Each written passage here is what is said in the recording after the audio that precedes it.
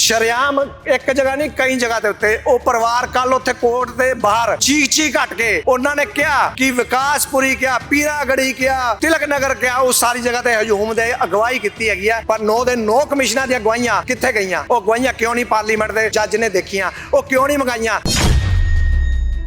ਜੱਜ ਸਾਹਿਬ, ਜੇ ਉਹਨਾਂ ਨੇ ਕਤਲੋਗਾਰਤ ਨਹੀਂ ਕੀਤਾ ਤੇ ਅੱਜ ਤੁਸੀਂ ਕਤਲ ਕਰ ਰਹੇ ਹੈਗੇ ਹੋ। ਤੁਸੀਂ ਕਤਲ ਕਰ ਰਹੇ ਹੋ ਸਾਡੇ, ਕਿਉਂਕਿ ਤੁਸੀਂ ਦੱਸੋ ਸਾਡਾ ਕਤਲ ਕਿੰਨੇ ਕੀਤਾ? ਦੇਸ਼ ਦੱਸੇ, ਜੁਡੀਸ਼ਲੀ ਦੱਸੇ ਸਾਡਾ ਕਤਲ ਕਿੰਨੇ ਕੀਤਾ? ਸਾਡੇ ਦੋਸ਼ੀ ਕੌਣ ਨੇ? ਸਾਡਾ ਕਤਲ ਕਰਕੇ ਤੁਸੀਂ ਕਹਿ ਰਹੇ ਹੋ ਕਿ ਉਹ ਗਵਾਹ ਨਹੀਂ ਹੈਗਾ, ਫਿਰ ਕੀਤਾ ਕਿੰਨੇ ਆ? ਤੁਹਾਡੇ ਪਾਰਲੀਮੈਂਟ ਦੇ ਉੱਤੇ ਅਟੈਕ ਹੁੰਦਾ 24 ਘੰਟੇ ਤੁਸੀਂ ਦੱਸ ਦਿੰਦੇ ਹੋਗੇ ਫਲਾਣੇ ਰਸਤੇ ਤੋਂ ਆ ਗਏ। ਬੰਬੇ ਦੇ ਹੁੰਦਾ ਬਿਲ ਕਲਿੰਟਨ ਵਰਗੇ ਆ ਜਾਂਦੇ ਨੇ। ਸਾਡੇ ਲਈ ਕੋਈ ਦੇਸ਼ ਨਹੀਂ ਬੁੜਿਆ, ਕੁਝ ਨਹੀਂ ਹੋਇਆ। ਇਹ ਜੀ बीजेपी ने के कार्यकाल में ऐसा हो गया। और सानू फैसले चाहिए ने, सानू लल्ले पप्पे नहीं चाहिए। लल्ले पप्पे ला ला के 42 साल बताते हैं देश ने। ਅਸੀਂ ਦੁਨੀਆ ਨੂੰ ਵੀ ਦੱਸਾਂਗੇ ਸਾਡਾ ਕਤਲੋਗਾਰਤ ਕਰਨ ਵਾਲਾ ਦੇਸ਼ ਹੈਗਾ। ਇਹ ਦੇਸ਼ ਦੀਆਂ ਸਰਕਾਰਾਂ ਹੈਗੀਆਂ ਨੇ, ਇਹ ਦੇਸ਼ ਦੇ ਵਿੱਚ ਬੈਠੇ ਪਾਰਲੀਮੈਂਟ ਦੇ ਸਾਰੇ ਮੈਂਬਰ ਨੇ, ਚਾਹੇ ਮੌਜੂਦਾ ਨੇ ਚਾਹੇ ਸਾਬਕਾ ਨੇ। ਸਿੱਖ ਨਸਲਕੁਸ਼ੀ ਦੇ ਵਿੱਚ ਜਿਹੜੇ ਲੋਕ ਨਾਮਜ਼ਦ ਸੀਗੇ ਉਹਨਾਂ ਦੇ ਵਿੱਚੋਂ ਸੱਜਣ ਕੁਮਾਰ ਮੁੱਖ ਦੋਸ਼ੀ ਔਰ 42 ਸਾਲ ਬਾਅਦ ਇੱਕ ਡਿਸੀਜਨ ਆਇਆ ਹੈ ਹਾਈ ਕੋਰਟ ਦਾ, ਦਿੱਲੀ ਹਾਈ ਕੋਰਟ ਦਾ। ਤਾਂ ਇਸੇ ਮਾਮਲੇ ਦੇ ਵਿੱਚ ਸੱਜਣ ਕੁਮਾਰ ਨੂੰ ਬਰੀ ਕਰ ਦਿੱਤਾ ਗਿਆ। ਦਿੱਲੀ ਨਸਲਕੁਸ਼ੀ ਪੀੜਤ ਭਾਈ ਸੁਖਵਿੰਦਰ ਸਿੰਘ ਭਾਟੀਆ ਸਾਡੇ ਨਾਲ ਹੈ, ਗੱਲਬਾਤ ਕਰਦੇ ਹਾਂ। ਵਾਹਿਗੁਰੂ ਜੀ ਕਾ ਖਾਲਸਾ ਵਾਹਿਗੁਰੂ ਜੀ ਕੀ ਫਤਿਹ ਜੀ। ਸਭ ਤੋਂ ਪਹਿਲਾਂ ਤਾਂ ਦੱਸੋ ਜੀ, ਇਹ ਜਿਹੜਾ ਡਿਸੀਜਨ ਆਇਆ ਦਿੱਲੀ ਹਾਈ ਕੋਰਟ ਦਾ, ਤਾਂ ਕਿਵੇਂ ਦੇਖਦੇ ਹੋ ਇਸ ਚੀਜ਼ ਨੂੰ? ਡਿਸੀਜਨ ਤਾਂ ਕੋਈ ਹੈ ਹੀ ਨਹੀਂ ਜੀ। ਡਿਸੀਜਨ ਕਾਹਦਾ? ਇਹ ਤਾਂ ਕਿਸੇ ਆਪਣੇ ਆਕਾਂ ਨੂੰ ਖੁਸ਼ ਕਰਨ ਵਾਸਤੇ ਡਿਸੀਜਨ ਦਿੱਤਾ ਗਿਆ, ਕਿਉਂਕਿ ਉਸ ਬੰਦੇ ਨੇ ਤਾਂ 9 ਕਮਿਸ਼ਨਾਂ ਅੱਗੇ ਰਿਪੋਰਟਾਂ ਆਪਣੀਆਂ ਬਿਆਨ ਕੀਤੇ ਨੇ, CBI ਅੱਗੇ ਬਿਆਨ ਕੀਤਾ ਹੋਇਆ, ਤੇ ਉਹ ਬਿਆਨ ਨੂੰ ਕਿਉਂ ਨਹੀਂ ਦੇਖਿਆ ਗਿਆ? ਫਿਰ ਉਸ ਬੰਦੇ ਨੇ ਜਦੋਂ ਕੇਸ ਲਗਾਇਆ 31 ਸਾਲ ਬਾਅਦ ਉਹਦਾ ਕੇਸ FIR ਹੋਈ ਸੀ, ਉਸ ਤੋਂ ਬਾਅਦ ਕੇਸ ਲੱਗਿਆ ਸੀ ਤੇ ਫਿਰ ਉਹਦਾ ਜਿਹੜਾ ਜੱਜਮੈਂਟ ਸੀ ਉਹ ਰਾਖਵੀ ਰੱਖੀ ਗਈ ਸੀ। ਤੇ 42 ਸਾਲ ਬਾਅਦ ਉਹ ਜੱਜਮੈਂਟ ਨੂੰ ਬਦਲ ਕੇ ਇਹ ਕਹਿ ਦੇਣਾ ਕਿ ਉਹ ਕਸੂਰਵਾਰ ਮਤਲਬ ਉਹ ਦੋਸ਼ੀ ਦੀ ਡੈਥ ਹੋ ਗਈ ਹੈ, ਜਾਂ ਦੋਸ਼ੀ ਨਹੀਂ ਜਿਹੜਾ ਆਪਣਾ ਜਿਹਨੇ FIR ਕਰੀ ਗਵਾਹ ਸੀ ਉਹਦੀ ਡੈਥ ਹੋ ਗਈ ਆ। ਇਹ ਬੜੀ ਹਾਸੋਹੀਣ ਗੱਲ ਹੋ ਗਈ ਆ।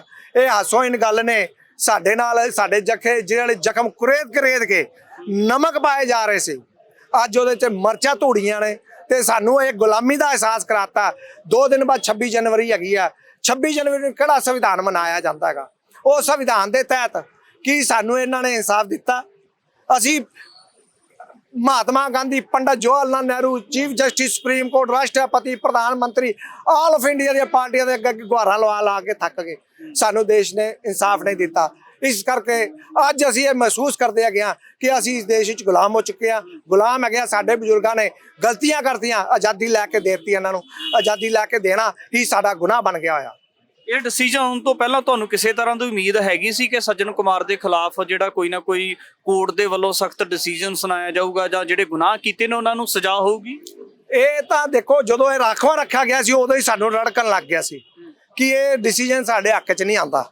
ਲੇਕਿਨ ਉਹੀ ਗੱਲ ਹੋ ਗਈ, ਉਹ ਕਿਹੜੇ ਆਕਾਂ ਦੀ ਉਹ ਜੱਜਾਂ ਨੇ, ਕਿਉਂਕਿ ਬਾਅਦ ਚੋਂ ਰਾਜ ਸਭਾ ਦੇ ਮੈਂਬਰ ਜਾਂ ਤੁਹਾਡੇ ਕਹਿ ਲਓ ਕਿ ਹੋਰ ਤਰੀਕੇ ਨਾਲ ਉਹਦੇ ਲੈਣ ਵਾਸਤੇ ਇਹ ਜੱਜ ਅੱਜ ਕੱਲ੍ਹ ਇਸ ਤਰੀਕੇ ਨਾਲ ਜੁਡੀਸ਼ਰੀ ਵੀ ਇਹ ਸਿਸਟਮ ਦੇ ਵਿੱਚ ਲਿਪਤ ਹੋ ਚੁੱਕੀ ਆ।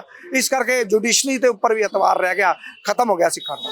ਜਿਹੜਾ ਸੱਜਣ ਕੁਮਾਰ ਹੈ ਤੇ ਕਾਂਗਰਸ ਦੇ ਨਾਲ ਸੰਬੰਧਿਤ ਸੀ, ਕੀ ਲੱਗਦਾ ਕਿ ਹੁਣ ਕਾਂਗਰਸ ਦਾ ਕਾਰਜਕਾਲ ਨਹੀਂ ਸਗੋਂ BJP ਦਾ ਕਾਰਜਕਾਲ ਹੈ? ਇਦੋਂ ਪਹਿਲਾਂ ਆਮ ਆਦਮੀ ਪਾਰਟੀ ਦਾ ਦਿੱਲੀ ਦੇ ਵਿੱਚ ਕਾਰਜਕਾਲ ਰਿਹਾ ਹੈ, ਤਾਂ ਇਹ ਫਿਰ ਫੈਸਲਾ ਜਿਹੜਾ ਇਹਨੂੰ ਫਿਰ ਕਿਵੇਂ ਮੰਨਿਆ ਜਾਵੇ ਕਿ ਪੋਲੀਟੀਕਲ ਡਿਸੀਜਨ? ਸਾਰਾ ਪੋਲੀਟੀਕਲ ਜੀ। ਇਹ ਸਾਰੇ ਸਭ ਇੱਕ ਨੇ, ਚਾਹੇ ਉਹ ਕੇਜਰੀਵਾਲ ਹੈ, ਚਾਹੇ ਉਹ ਕਾਂਗਰਸ ਹੈ, ਚਾਹੇ ਉਹ ਤੁਹਾਡੀ BJP ਹੈ, ਇਹ ਸਾਰੇ ਅੰਦਰੋਂ ਇੱਕ ਨੇ, ਇੱਕੋ ਹੀ ਪਲੇਟਫਾਰਮ ਤੇ। ਜੇ ਕੀਤਾ ਮੈਨੂੰ ਕੋਈ ਹਿੰਦੂ ਖੜਾ ਹੋ ਕੇ ਦੱਸੇ ਪਾਰਲੀਮੈਂਟ 'ਚ ਕਿਸੇ ਨੇ ਸਾਡੇ ਹੱਕ 'ਚ ਹਾਂ ਦਾ ਨਾਰਾ ਮਾਰਿਆ ਹੋਏ, ਸਾਡੇ ਹੱਕ ਦੀ ਗੱਲ ਕੀਤੀ ਹੋਈ ਵੀ ਇਹਨਾਂ ਨੂੰ ਸਜ਼ਾਵਾਂ ਹੋਣੀਆਂ ਚਾਹੀਦੀਆਂ ਨੇ, ਕਿਸੇ ਕਾਂਗਰਸੀ ਲੀਡਰ ਨੇ ਕਦੀ ਉੱਥੇ ਗੱਲ ਕੀਤੀ ਹੋਈ, ਕਿਸੇ BJP ਦੇ ਲੀਡਰ ਨੇ ਕਿਹਾ ਹੋਏ ਕਿ ਇਹਨਾਂ ਨੂੰ ਟਿਕਟ ਨਹੀਂ ਦੇਣੀ ਚਾਹੀਦੀ ਹੈਗੀ, ਟਿਕਟਾਂ ਦਿੱਤੀਆਂ ਜਾਂਦੀਆਂ। ਚੋਣ ਕਮਿਸ਼ਨ ਟਿਕਟਾਂ ਦੇ ਰੋਕ ਨਹੀਂ ਲਗਾਉਂਦਾ ਹੈਗਾ।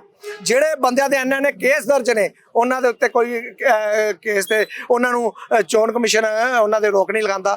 ਤੇ ਉਂਝ ਹਲਫੀਆ ਬਿਆਨ ਲਿਆ ਜਾਂਦਾ ਕਿ ਉਹਦੇ ਉੱਤੇ ਕੋਈ ਜੁਰਮ ਨਹੀਂ ਹੋਣਾ ਚਾਹੀਦਾ।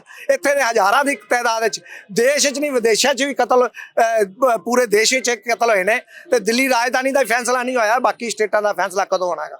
ਇਸ ਕਰਕੇ ਸਿੱਖ ਅੱਜ ਮੰਨ ਲੈਣ ਕੱਲ ਮੰਨ ਲੈਣ, ਅਸੀਂ ਗੁਲਾਮ ਹੋ ਚੁੱਕੇ ਹਾਂ। ਜਿੰਨੇ ਕਿ ਚਸ਼ਮਦੀਦ ਗਵਾਹਾਂ ਨੂੰ ਜਿਹੜੇ ਦਿੱਲੀ ਦੀ ਨਸਲਕੁਸ਼ੀ ਦੇ ਵਿੱਚ ਮੁੱਖ ਤੌਰ ਤੇ ਪੀੜਤ ਰਹੇ ਨੇ, ਉਹਨਾਂ ਨੂੰ ਮਿਲੇ ਹੋ ਜਾਂ ਗਾਹੇ ਵਗਾਹੇ ਉਹਨਾਂ ਦੀਆਂ ਸਟੇਟਮੈਂਟਾਂ ਆਈਆਂ ਹੈ, ਉਹਦੇ ਵਿੱਚ ਜਿਹੜਾ ਸੱਜਣ ਕੁਮਾਰ ਹੈ ਕੀ ਲੱਗਦਾ ਕਿ ਕਿੰਨਾ ਕੁ ਦੋਸ਼ੀ ਮੰਨਿਆ ਜਾਵੇ, ਕੀ ਕੁਝ ਕਰਵਾਇਆ ਸੀ ਇਹਨੇ ਉਸ ਵੇਲੇ?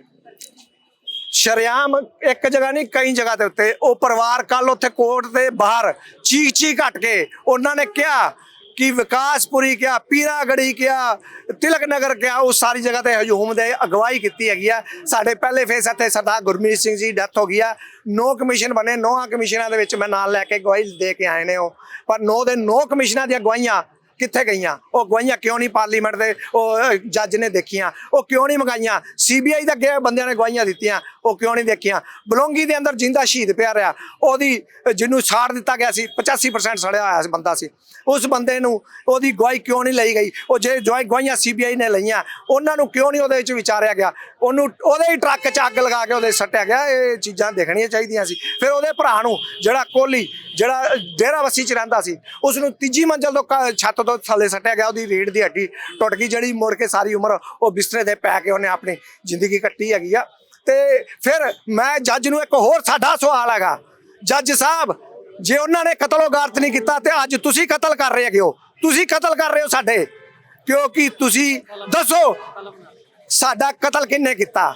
ਦੇਸ਼ ਦੱਸੇ, ਜੁਡੀਸ਼ਲੀ ਦੱਸੇ ਸਾਡਾ ਕਤਲ ਕਿਹਨੇ ਕੀਤਾ? ਸਾਡੇ ਦੋਸ਼ੀ ਕੌਣ ਨੇ? ਇਹ ਜੁਡੀਸ਼ਲੀ ਦੇ ਸਵਾਲ ਹੈ, ਇਹ ਦੇਸ਼ ਦੇ ਸਵਾਲ ਹੈ, ਇਹ ਅੱਜ ਦੇ ਪ੍ਰਧਾਨ ਮੰਤਰੀ ਦੇ ਸਵਾਲ ਹੈ, ਇਹ ਅੱਜ ਦੇ ਰਾਸ਼ਟਰਪਤੀ ਦੇ ਸਵਾਲ ਹੈ, ਇਹ ਅੱਜ ਦੇ ਚੀਫ ਜਸਟਿਸ ਦੇ ਸਵਾਲ ਹੈ ਕਿ ਸਾਡਾ ਕਤਲ ਇਸ ਦੇਸ਼ ਵਿੱਚ ਕਿੱਥੇ ਹੋਇਆ? ਕਿਹਨਾਂ ਨੇ ਸਾਡਾ ਕਤਲ ਕੀਤਾ ਹੈਗਾ? ਇਹ ਦੇਸ਼ ਦੱਸੇ। ਸਾਡਾ ਕਤਲ ਕਰਕੇ ਤੁਸੀਂ ਕਹਿ ਰਹੇ ਹੋ ਕਿ ਉਹ ਗਵਾਹ ਨਹੀਂ ਹੈਗਾ, ਫਿਰ ਕੀਤਾ ਕਿਹਨੇ ਆ? ਤੁਹਾਡੇ ਪਾਰਲੀਮੈਂਟ ਦੇ ਉੱਤੇ ਅਟੈਕ ਹੁੰਦਾ, 24 ਘੰਟੇ ਤੁਸੀਂ ਦੱਸ ਦਿੰਦੇ ਹੋਗੇ ਫਲਾਣੇ ਰਸਤੇ ਤੋਂ ਆ ਗਏ। ਬੰਬੇ ਦੇ ਹੁੰਦਾ ਬਿਲ ਕਲਿੰਟਨ ਵਰਗੇ ਆ ਜਾਂਦੇ ਨੇ। ਸਾਡੇ ਲਈ ਕੋਈ ਦੇਸ਼ ਨਹੀਂ ਬੁੜਿਆ, ਕੁਛ ਨਹੀਂ ਹੋਇਆ। ਅਸੀਂ ਇਸ ਦੇਸ਼ ਵਿੱਚ ਨਹੀਂ ਪੂਰੀ ਦੁਨੀਆ 'ਚ ਗੁਲਾਮ ਹੋ ਚੁੱਕੇ ਹਾਂ। ਇਹ ਸਿੱਖਾਂ ਨੂੰ ਮੰਨਣਾ ਪੈਣਾ, ਸਾਰੇ ਸਿੱਖਾਂ ਨੂੰ ਆਪਣੀਆਂ ਸਿਆਸੀ ਪਾਰਟੀਆਂ ਛੱਡ ਕੇ ਇੱਕ ਝੰਡੇ ਥੱਲੇ ਇਕੱਠੇ ਹੋਣਾ ਚਾਹੀਦਾ। ਔਰ ਅਕਾਲ ਤਖਤ ਸਾਹਿਬ ਤੋਂ ਵੀ ਇੱਕ ਸੰਦੇਸ਼ ਜਾਰੀ ਹੋਣਾ ਚਾਹੀਦਾ ਕਿ ਸਿੱਖ ਗੁਲਾਮ ਨੇ। ਸਾਨੂੰ ਆਜ਼ਾਦੀ ਲੈ ਕੇ ਦੇਣ ਦਾ ਇਸ ਦੇਸ਼ ਨੂੰ ਕੋਈ ਫਾਇਦਾ ਨਹੀਂ ਹੋਇਆ, ਨੁਕਸਾਨ ਹੋਇਆ। ਬਹੁਤ ਵੱਡੇ ਸਿੱਖ ਲੀਡਰਾਂ ਦੀਆਂ ਸਟੇਟਮੈਂਟਾਂ ਰਹੀਆਂ ਨੇ ਕਿ ਅਸੀਂ ਪਾਰਟੀ ਤਾਂ ਤਬਦੀਲ ਕੀਤੀ, ਬੀਜੇਪੀ ਦੇ ਵਿੱਚ ਤਾਂ ਗਏ ਕਿ ਅਸੀਂ ਸਿੱਖਾਂ ਨੂੰ 1984 ਦਾ ਇਨਸਾਫ ਦਿਵਾਉਣਾ ਚਾਹੁੰਦੇ ਸੀ। ਮੈਂ ਦੱਸਦਾ, ਜਿਹੜੇ ਬੰਦੇ ਨੇ ਮੇਰੇ ਸਾਹਮਣੇ ਦੋਜੀ ਨੂੰ ਕਤਲ ਕੀਤਾ, ਉਹ ਬੰਦਾ ਅੱਜ ਬੀਜੇਪੀ ਦਾ ਉੱਥੇ ਦਾ ਕੌਂਸਲਰ ਹੈਗਾ। ਫਿਰ ਕਿਹੜੇ ਮੂੰਹ ਨਾਲ ਬੀਜੇਪੀ 'ਚ ਜਾ ਰਹੇ ਨੇ? ਬੀਜੇਪੀ ਨੇ ਕਿਉਂ ਨਹੀਂ ਕੀਤਾ? ਬੀਜੇਪੀ ਨੂੰ ਅੱਜ ਕਿੰਨੇ ਸਾਲ, 12 ਸਾਲ ਤੋਂ ਉੱਪਰ ਹੋ ਗਏ ਮੋਦੀ ਨੂੰ। ਮੋਦੀ ਨੇ ਕਿਉਂ ਨਹੀਂ ਕੰਮ ਕੀਤੇ? ਹੋ ਸਿਰਫ ਜੇ ਕੋਈ ਗੱਲ ਹੋਏ ਮਾੜੀ ਜੀ ਸਜ਼ਾ ਲਈ ਗੱਲ ਵਾਲੇ ਪਾਸੇ ਤੁਰ ਪਏ। ਇਹ ਜੀ ਬੀਜੇਪੀ ਨੇ ਕਿ ਕਾਰਜਕਾਲ में ऐसा हो गया। ਉਹ ਸਾਨੂੰ ਫੈਸਲੇ ਚਾਹੀਦੇ ਨੇ, ਸਾਨੂੰ ਲੱਲੇ ਪੱਪੇ ਨਹੀਂ ਚਾਹੀਦੇ। ਲੱਲੇ ਪੱਪੇ ਲਾ ਕੇ 42 ਸਾਲ ਵਧਾਤੇ ਦੇਸ਼ ਨੇ। ਇਸ ਕਰਕੇ ਸਾਨੂੰ ਦੇਸ਼ ਤੇ ਇਨਸਾਫ ਨਹੀਂ ਰਿਹਾ। ਕੋਟਾ ਦੇ ਇਨਸਾਫ ਦੀ ਕੋਈ ਗੁਹਾਰ ਦੀ ਗੱਲ ਨਹੀਂ ਰਹੀ। ਹਾਂ, ਸਾਨੂੰ ਗੁਰੂ ਗੋਬਿੰਦ ਸਿੰਘ ਮਹਾਰਾਜ ਨੇ ਇੱਕ ਰਜਿਸਟੈਂਸ ਪਾਵਰ ਦਿੱਤੀ ਹੋਈ ਆ। ਉਹ ਪਾਵਰ ਦੇ ਤਹਿਤ ਅਸੀਂ ਸੁਪਰੀਮ ਕੋਰਟ ਤੱਕ ਵੀ ਜਾਵਾਂਗੇ। ਅਸੀਂ ਦੁਨੀਆ ਨੂੰ ਵੀ ਦੱਸਾਂਗੇ ਸਾਡਾ ਕਤਲੋਗਾਰਤ ਕਰਨ ਵਾਲਾ ਦੇਸ਼ ਹੈਗਾ। ਇਹ ਦੇਸ਼ ਦੀਆਂ ਸਰਕਾਰਾਂ ਹੈਗੀਆਂ ਨੇ, ਇਹ ਦੇਸ਼ ਦੇ ਵਿੱਚ ਬੈਠੇ ਪਾਰਲੀਮੈਂਟ ਦੇ ਸਾਰੇ ਮੈਂਬਰ ਨੇ, ਚਾਹੇ ਮੌਜੂਦਾ ਨੇ ਚਾਹੇ ਸਾਬਕਾ ਨੇ, ਸਾਰੇ ਪਾਰਲੀਮੈਂਟ ਮੈਂਬਰ ਇਹਦੇ ਕਸੂਰਵਾਰ ਨੇ ਜਿਨ੍ਹਾਂ ਨੇ ਸਾਡੀ ਗੱਲ ਨੂੰ ਨਹੀਂ ਕੀਤਾ ਹੈਗਾ। ਚਾਹੇ ਉਹ ਹਿੰਦੂ ਹੈ, ਚਾਹੇ ਉਹ ਮੁਸਲਮਾਨ ਹੈ, ਚਾਹੇ ਉਹ ਸਿੱਖ ਹੈ। ਸਿੱਖ ਸਭ ਤੋਂ ਵੱਡਾ ਦੋਸ਼ੀ ਆ, ਕਿਉਂਕਿ ਉਹਨੇ ਸਾਡੀ ਬਾਂਹ ਪਕੜ ਕੇ ਸਾਡੇ ਕੰਮ ਕਰਾਣੇ ਸੀ, ਨਹੀਂ ਕਰਾਏ। ਚਾਹੇ ਉਹ ਪ੍ਰਕਾਸ਼ ਸਿੰਘ ਬਾਦਲ ਦੀ ਜੁੰਡਲੀ ਆ, ਚਾਹੇ ਕਾਂਗਰਸ ਦੀ ਜੁੰਡਲੀ ਆ, ਚਾਹੇ ਉਹ ਹੋਰ ਪਾਸੇ ਨੇ। ਕਦੀ ਜਗਮੀਤ ਅਕਾਲੀ ਦਲ ਚ ਆਇੰਦਾ, ਕਦੀ ਕਾਂਗਰਸ ਚਲਾ ਜਾਂਦਾ, ਅੱਜ ਬੀਜੇਪੀ ਚਲਾ ਗਿਆ। ਕੁਰਸੀਆਂ ਦੀ ਖਾਤਰ, ਆਪਣੇ ਮੁਫਾਦ ਦੀ ਖਾਤਰ ਉਹ ਕੌਮ ਕਿੱਥੇ ਖੜੀ ਕਰਤੀ ਹੈ ਲੀਡਰਾਂ ਨੇ। ਇਹ ਲੀਡਰਾਂ ਨੂੰ ਸੋਚਣਾ ਪਏਗਾ। ਦਿੱਲੀ ਕਮੇਟੀ ਦੀ ਇਸ ਮਾਮਲੇ ਦੇ ਵਿੱਚ ਕੀ ਭੂਮਿਕਾ ਰਹੀ ਕਿ ਜਿਸ ਹਿਸਾਬ ਦੇ ਨਾਲ ਜਿਹੜੇ ਸਿੱਖ ਨਸਲ ਕੁਸ਼ੀ ਪੀੜਤ ਲੋਕ ਸੀਗੇ, ਉਹਨਾਂ ਦੀ ਲੱਗਦਾ ਕਿ ਉਹਨਾਂ ਨੂੰ ਰਿਪਰੈਜ਼ੈਂਟ ਕਰ ਸਕੇ? ਨਹੀਂ ਕਰ ਸਕੇ ਜੀ। ਜੀਕੇ ਨੇ ਨਹੀਂ ਕੀਤਾ, ਸਰ ਨੇ ਨਹੀਂ ਕੀਤਾ। ਅੱਜ ਦਾ ਕਦੀ ਉਹ ਬੀਜੇਪੀ ਦੀਆਂ ਝੋਲੀਆਂ 'ਚ ਬੈਠ ਕੇ ਇਹਨਾਂ ਨੇ ਉੱਥੇ ਸਰੋਪੇ ਦਿੱਤੇ, ਕਿਰਪਾਨਾਂ ਸ੍ਰੀ ਸਾਹਿਬ ਭੇਟ ਕੀਤੀਆਂ ਗੁਰਦੁਆਰਿਆਂ ਦੇ ਅੰਦਰ। ਉਹੀ ਸ੍ਰੀ ਸਾਹਿਬ ਸਾਡੇ ਗਲਿਆਂ ਦੇ ਉੱਤੇ ਪਈਆਂ ਨੇ। ਅੱਜ ਅਕਾਲ ਤਖਤ ਤੋਂ ਇੱਕ ਫੈਸਲਾ ਹੋਣਾ ਚਾਹੀਦਾ। ਜਦ ਤੱਕ ਦੇਸ਼ ਦੇ ਅੰਦਰ ਸਾਨੂੰ ਇਨਸਾਫ ਨਹੀਂ ਮਿਲਦਾ, ਅਕਾਲ ਤਖਤ ਸਾਹਿਬ ਇਹ ਫੈਸਲਾ ਲਵੇ ਕਿਸੇ ਵੀ ਸਿਆਸੀ ਲੀਡਰ ਦੇ, ਸੈਂਟਰ ਗਵਰਨਮੈਂਟ ਦੇ ਕਿਸੇ ਵੀ ਲੀਡਰ ਨੂੰ, ਕਿਸੇ ਵੀ ਗੁਰਦੁਆਰੇ ਵਿੱਚ ਉਹਨਾਂ ਨੂੰ ਸਰੋਪਾ ਨਹੀਂ ਦਿੱਤਾ ਜਾਏਗਾ, ਸ੍ਰੀ ਸਾਹਿਬ ਭੇਟ ਨਹੀਂ ਕੀਤੀਆਂ ਜਾਣਗੀਆਂ।